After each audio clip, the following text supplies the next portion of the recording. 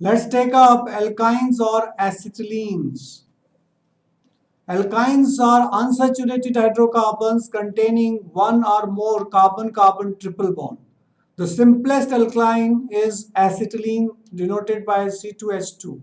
It is a highly reactive molecule. When acetylene is burnt in stream of oxygen, an oxyacetylene torch, the flame reaches a very high temperature, about 32 Kelvin, and it is used for welding purposes. Alkynes in general are highly reactive molecules. Due to their high reactivity, they are not as widely distributed in nature as alkenes. However, they are important intermediates of many industrial processes. At one time, most synthetic organic compounds were derived from coal, and acetylene was an important intermediate in the organic synthesis. However, its method of preparation involved high temperature processes and therefore costly. Let's take up the example calcium oxide solid when heated with coke. It gives carbon monoxide and calcium carbide. And calcium carbide solid when reacts with water, we get acetylene gas plus calcium hydroxide is formed. Methane on heating will give acetylene plus 3 hydrogen gas.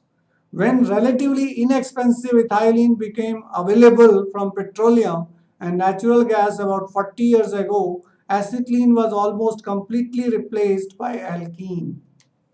Naming of alkynes. The systematic names of alkynes are obtained similarly to alkenes. Drop ane of the alkane of corresponding alkane and add y and e.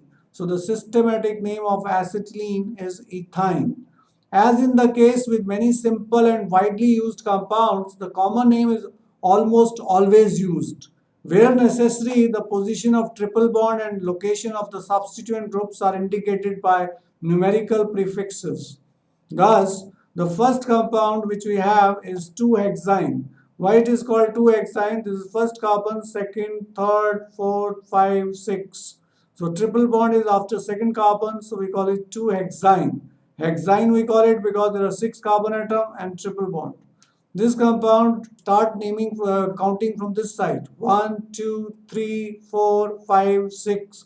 Remember, this cannot be taken as straight chain or longest chain because it does not contain functional group. So this will become substituent, which is normal propyl, can be written as propyl also. It is at number 3, so we write 3 propyl. 3 propyl, 1 hexyne because triple bond is after first carbon. Some simple alkynes we are going to take up. This is acetylene. The common name, IUPAC name is ethine. Its boiling point is 75 degrees centigrade. Propyne, 3 carbon atom, 1 double bond. Its common name is methyl acetylene. Boiling point is 23 degrees centigrade. 1-butene is also called ethyl acetylene. The boiling point is 9 degrees centigrade. 2-butene is also called dimethyl acetylene. Boiling point is 27 degrees centigrade. Isopropyl acetylene is 3-methyl-1-butene. Its boiling point is 40 degrees centigrade. So as the number of carbon increase, the boiling point goes on increasing.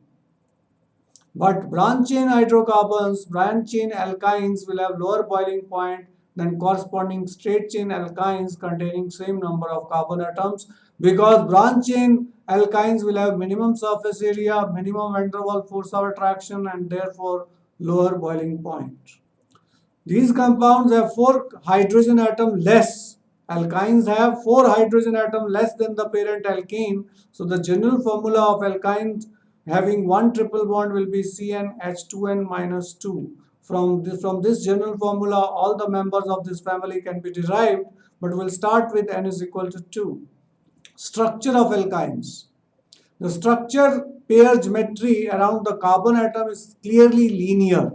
So each carbon is sp hybridized as we had discussed in chemical bonding. This means that 2 half-filled p orbitals remain on each carbon after hybridization, because hybridized orbitals cannot form pi bond. Only unhybridized or pure p orbitals can form pi bond, so they do not take part in hybridization. only one p orbital takes part in hybridization, and these p orbitals are available for pi bond formation. Two sp hybridized orbitals on each carbon atom are used for carbon-hydrogen bond and carbon-carbon sigma bond formation. Here we have got 2s2 in ground state or isolated carbon atom and 2p2 which are unpaired. After that, hybridization of carbon orbital takes place after excited state. In excited state, this electron will go to this p orbital. Now sp hybridized, we have got two sp hybridized orbitals which are used in formation of CH bond and carbon-carbon sigma bond, and these two electrons in the pure p orbitals or unhybridized p orbitals are left for formation of pi bonds. The orbitals about each carbon are pictured as this is one carbon, this is another carbon. Between carbon and carbon, sigma bond is formed. This is sp hybridized, this is sp hybridized, and this carbon is also sp hybridized. So these two sp hybridized carbons are overlapping to form sigma bond. This sp hybridized carbon is overlapping with hydrogen to form sigma bond, and this sp hybridized carbon is overlapping with another hydrogen atom to form sigma bond. So this is s orbital of hydrogen, this is sp hybridized carbon, this is also sp hybridized carbon. Here overlapping with s orbital takes place. So this is orbital picture of acetylene showing sigma bonds. Pi bonds we are showing here. Here two pi bonds will be formed by between parallel p orbitals. This is py will form pi bond with py at above and below the plane of internuclear axis, and pz or px, we can denote it with pz or px. They will overlap with each other to form another pi bond. So two pi bonds are being formed. Sigma bonds between carbon-carbon has been formed, and carbon-hydrogen bond have also been formed. That can be depicted like this also. Orbital picture of acetylene depicting the formation of pi bonds has been shown above. The two sp hybridized orbitals are 180-degree angle apart, and two unhybridized p orbitals are 90-degree apart and lie in the planes perpendicular to the internuclear axis or sp axis. The sp hybridized orbitals are used for carbon-carbon single bond and carbon-hydrogen single bonds, that is sigma bond formation, and pure p orbitals overlap sideways to produce two carbon-carbon pi bond as we have shown earlier. Let's take up some important points. If one pi cloud in acetylene lies above and below the line of joining two nuclei, the other pi cloud will be in front and at the back of the line. So the four lobes of the two pi bonds merge to form single electron cloud which is symmetrical or cylindrical about internuclear axis. The pi bonds formed by poor sideways overlapping of two p orbitals are comparatively weaker than sigma bond formed by efficient overlapping of sp-sp orbital.